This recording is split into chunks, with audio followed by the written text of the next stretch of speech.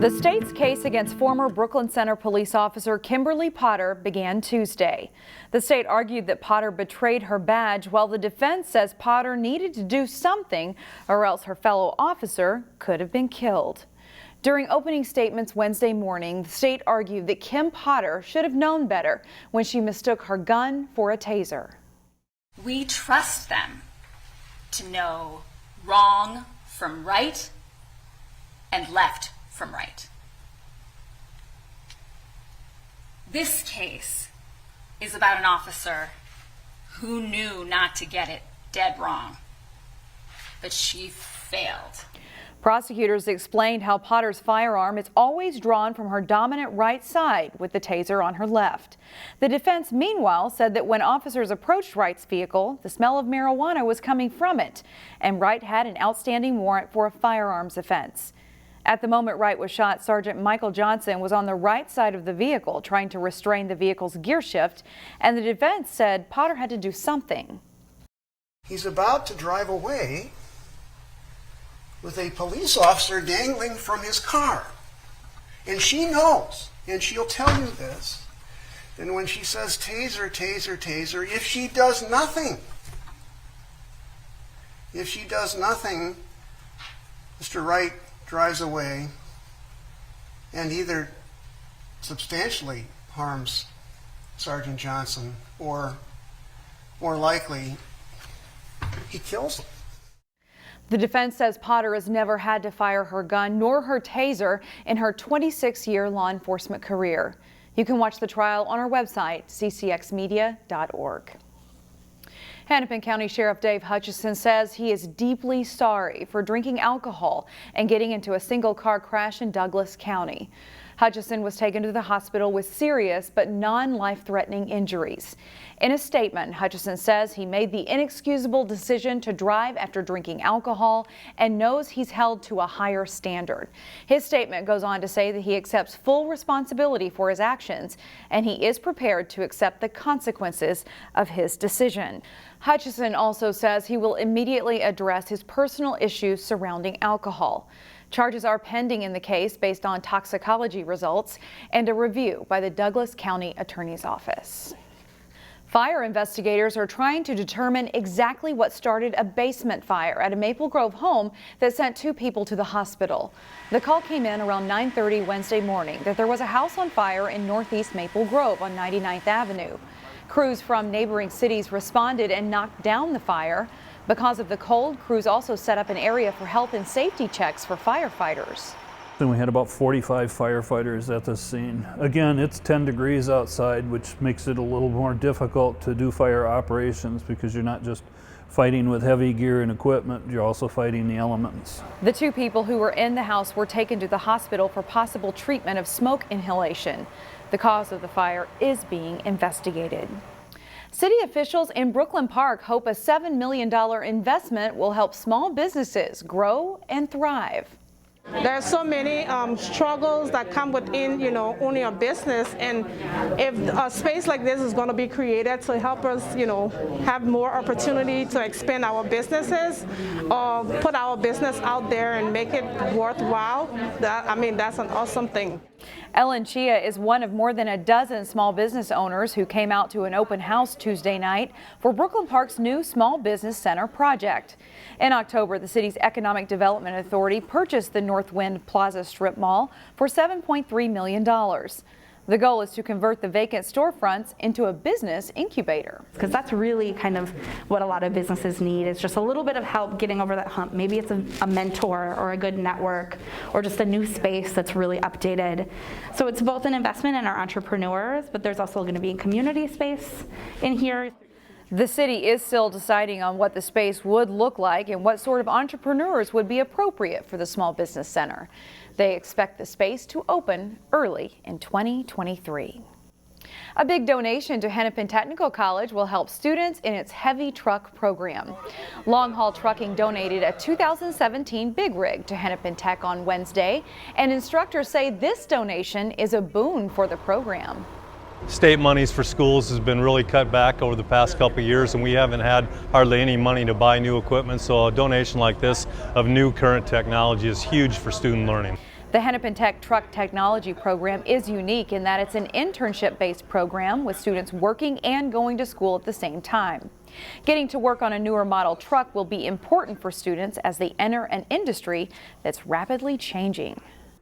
It's kind of turning into more of a technological field. There's a lot of electronics involved versus just turning a wrench now. You got to know how to comprehend how these new electronic systems work in order to, get a driver back on the road. There is currently a demand for truck technicians.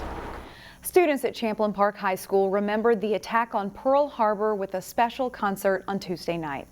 In attendance, a World War II veteran who is a few weeks shy of 99 years old. You wonder how you ended up living so long, and when all your compatriots are dying. There just aren't many World War II veterans around. The performance was even more meaningful because Al Sweet started composing music in his 80s, and students learned and played one of his songs. That we get to play one of Al's pieces has been a really special connection for my students. Our goal here is, music teaches us about ourselves, about the world. When we can connect it to living people and meet them and share ideas, it just opens up our world. We will leave you today with more from the performance that marked 80 years since the beginning of U.S. involvement in World War II.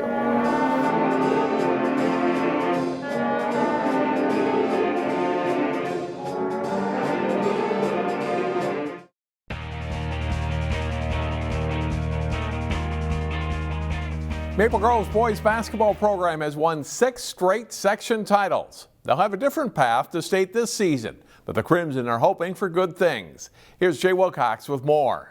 It'll be a lot of new faces around a few key veterans taking the court for the Maple Grove boys basketball team this winter.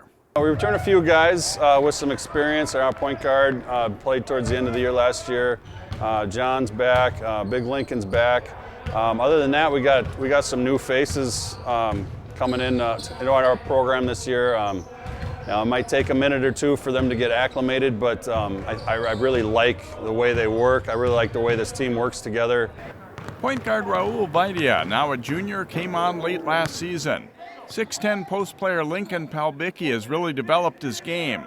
Guard John Hawkinson, the most experienced and best player on the Crimson roster, is one of 4 regulars out early this season as he returns from an ankle injury. They took some lumps in an opening loss to Rosemount, but being shorthanded early is just a bump in the road.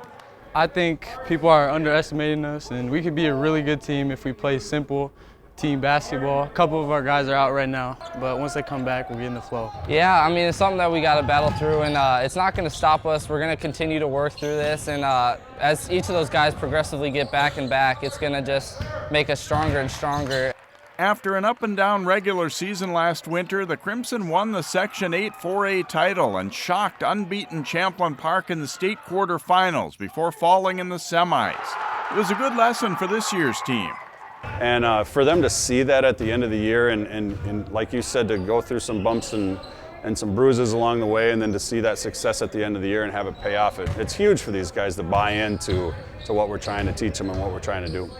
Maple Grove moves into Section 5 4A this season. It's widely considered a tougher road than their former home in Section 8. I think it's going to be a lot more of a challenge. I'm really looking forward to it because it's against guys like teams like Osseo and Park Center, and we grew up playing those guys, and it makes for a great challenge. It isn't a finished product in early December, but Maple Grove won't be an easy out by the time the playoffs roll around. Jay Wilcox, CCX Sports. The Park Center girls basketball team features a new head coach this season and some new players. The 2-2 Pirates, after 4 straight road games, played their home opener Tuesday night. Park Center hosting Rogers in the Northwest Suburban Conference opener for both teams. The Royals' Ellie Bazell with a nice pass to Clara Glad under the hoop, and she nets 2 over 16 points. Rogers up by 3 early. The Pirates' Shadaza Lynn Chapman puts the ball on the floor and then banks in a short jumper. Park Center down by 2. In transition, Pirates 8th grader Harmony Mayberry dials up a 3-pointer from the wing as the Pirates try to keep pace with the Royals. Vanessa Sadu draws an extra defender but still is able to put the shot up and over the D to score 2 over 8 points. A big game though for Rogers number 24 Bazell. She gets the steal and layup here on her way to a 24-point night. Rogers goes ahead 50-32 at halftime on the way to an 86-57 win over Park Center. Both teams play again on Friday. District 279 rivals met up on the ice Tuesday as Maple Grove hosted Osseo Park Center in girls hockey. Jason Malillo has the highlights. On the ice, Maple Grove hosting Osseo Park Center in girls hockey. First period, Ella Olson comes off the wall and snaps the shot home for a 1-0 Crimson lead.